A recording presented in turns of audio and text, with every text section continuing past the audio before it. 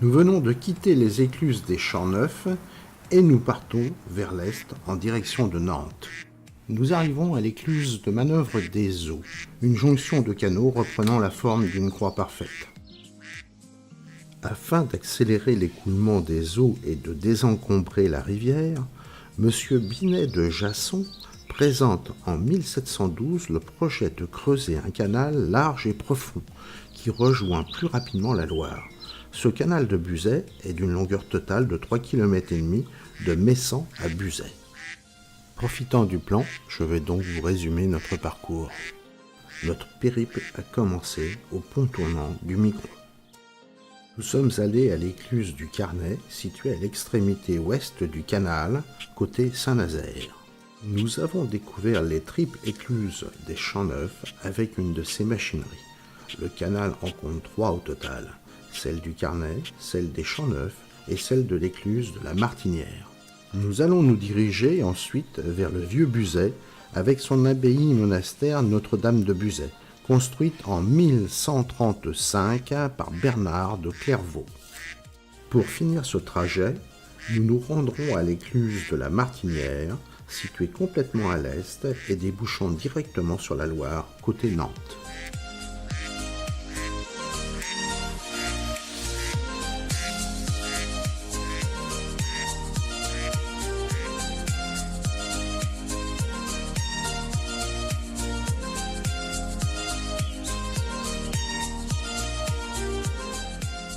Une écluse de gestion des eaux est construite à cette jonction en croix du canal de Buzet et du canal de la Martinière.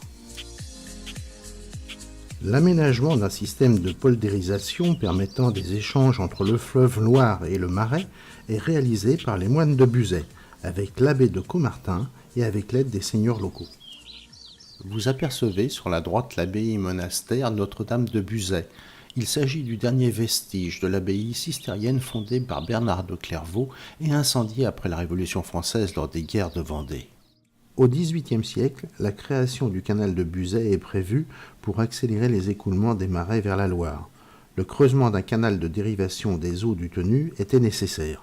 Ce canal est dit de Buzet parce qu'il devra traverser les terres de l'abbaye de Buzet.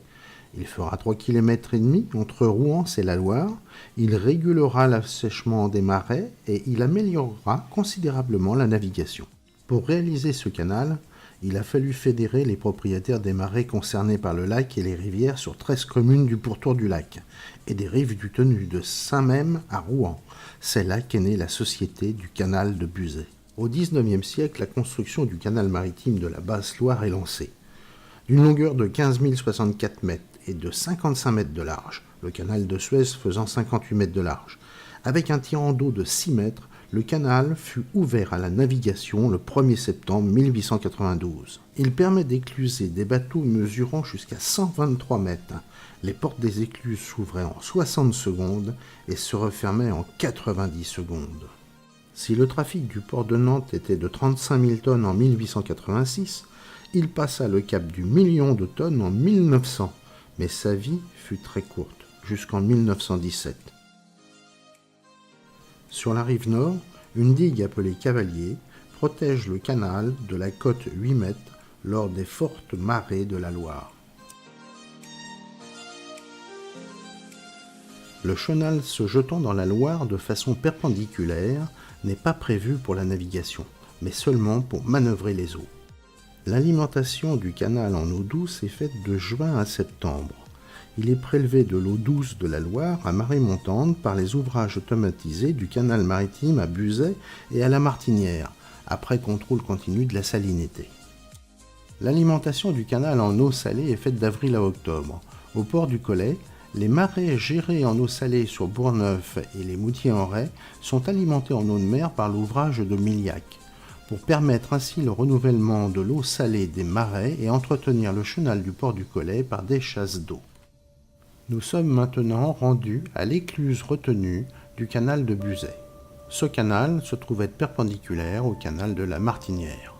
Avant l'arrivée des Cistériens, la régularisation des crues et des flux entre le lac et la rivière de Loire est déjà ébauchée. L'abbaye se voit offrir en effet une donation d'écluse. Les marais sont encerclés par des chaussées, à la fois digues et passages obligés, mais ils ne bénéficient encore d'aucun drainage interne. À l'époque de la fondation, les moines n'ont pas apparemment bouleversé le système écologique du milieu marécageux. Cependant, forts de leur réputation en la matière, ils prennent plus ou moins le contrôle de l'écoulement des eaux. Ils sont d'ailleurs les plus importants propriétaires des terres inondées. Les cistériens se sont résolument tournés vers l'élevage. Il est varié, extensif et commercial. Sur un ensemble de pâturages de plusieurs dizaines d'hectares, les troupeaux de chevaux s'emparent de l'horizon et témoignent de l'une des premières réussites économiques. Dès qu'elle eut trouvé son assise, Buzet donna la vie à 3 autres abbayes. Le 1er juillet 1172, elle envoie quelques moines sur la petite île du Pilier, au nord de Noirmoutier. Les vestiges de l'abbaye cistérienne de Buzet transmettent à notre sensibilité humaine la tristesse de l'éphémère grandeur. Une vieille tour équarrie du XVIIIe siècle, taillée dans la masse, sans ciselure, n'encourage pas le voyageur à la visite du centre monastique aujourd'hui presque évanoui. Solitaire, elle veille maintenant sur la vaste étendue des marais du bord de Loire. Elle accueille les corneilles et tient tête aux ronces. Elle donne une leçon d'humilité aux Scythes qui voyaient se dresser jadis l'un des monastères les plus puissants du royaume de France. L'histoire de Buzet a suivi dans sa ligne générale l'évolution des institutions monastiques. Elle est fortement empreinte des caractères éducatifs de la règle cistérienne.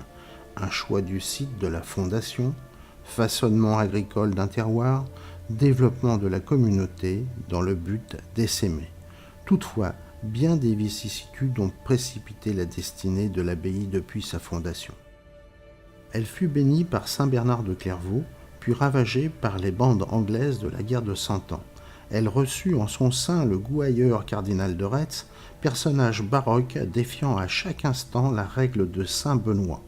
Au XVIIIe siècle, enfin, elle connut l'opulence après le dessèchement systématique des marais de Loire. En 1342, Gauthier Huette tient le pays et s'acharne contre les seigneuries prospères. Buzet n'est pas en retrait des grandes voies de communication et ses bâtiments sont, à cette époque, visités et saccagés régulièrement. On ne dit même plus l'office vers 1370.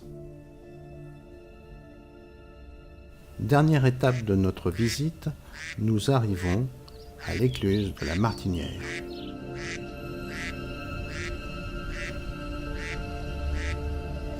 Un curieux voilier perché sur la berge de l'écluse de la Martinière au Pèlerin est l'œuvre du plasticien autrichien Erwin Wurm, passé maître dans l'art de détourner avec humour les différents moyens de locomotion. Installé par l'artiste en 2007 dans le cadre de la Biennale d'art contemporain Estuaire, l'œuvre intitulée Misconceivable reste depuis longtemps une curiosité pour les promeneurs qui l'ont rebaptisé bateau mou.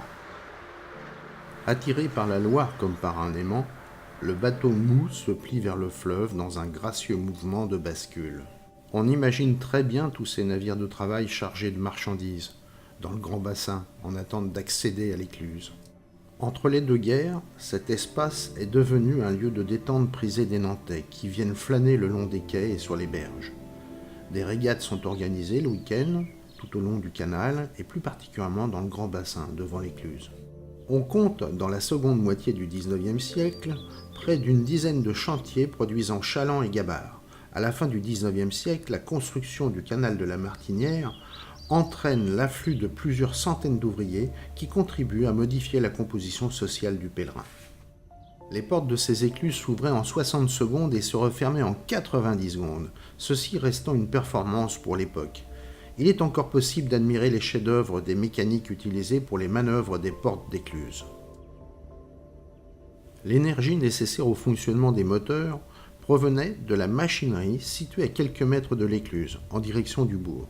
Il reste encore la grande cheminée à proximité de la machinerie.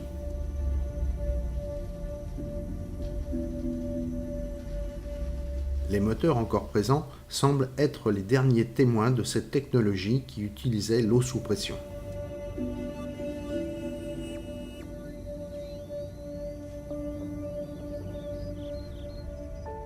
L'écluse de la Martinière comme celle du Carnet, accueillait des bateaux de 123 mètres de long.